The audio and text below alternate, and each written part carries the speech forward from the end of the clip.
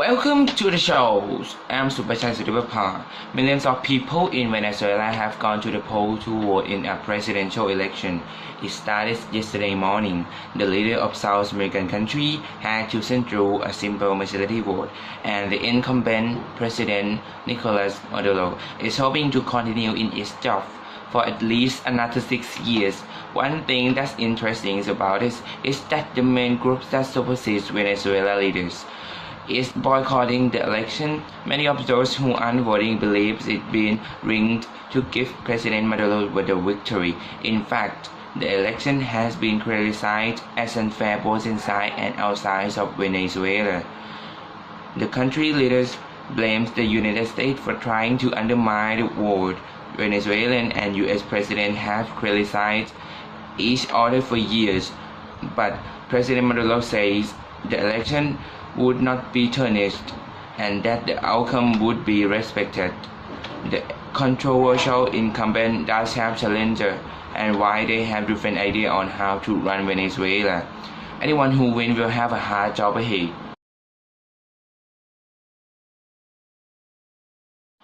Venezuela politics have always been complicated and temperamental, but even more so now as the climbing economy has plugged this country into a very dangerous political stalemate.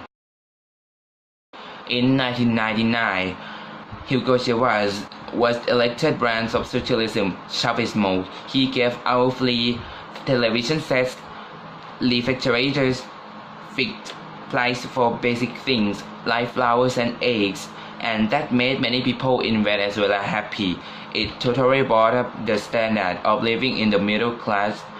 The problem was there was no way to pay for these things. When Hugo Chavez died in 2013, his hand-picked successor, Nicolas Maduro, was elected president. He continued with Chavismo. The problem was that the price of oil collapsed from $100 a barrel to less than $50. The economy has never recovered. It's completely collapsed. Inflation in Venezuela, when prices go up and currency buy less, is estimated to range 13,000% this year. That's according to the International Monetary Fund promotes financial stability and cooperation. Empty shelves in grocery stores reflect the shortage of basic things like flour, medicine, and toilet paper. In the words of one woman who says her family doesn't earn enough money to buy half a dozen eggs, quote, "Nothing is normal." An estimated 4 million Venezuelans have left country over the past 4 years.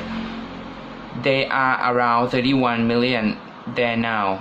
The result of the election hadn't come in by the time we produced this show. A US congressman from Texas said his community would grieve together, love one another, and work together to get through a tragedy that took place last Friday.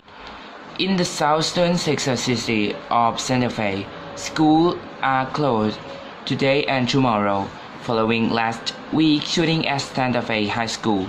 It ended after school resource officers confronted the suspect, and Texas Governor Greg Abbott says the officer likely saved lives. He was expected to meet with family members of the victim yesterday. Following a service at the First Baptist Church of Santa Fe, as the new media arrived to cover that, they observed a rainbow over the church that one reporter says appeared to reach to the school.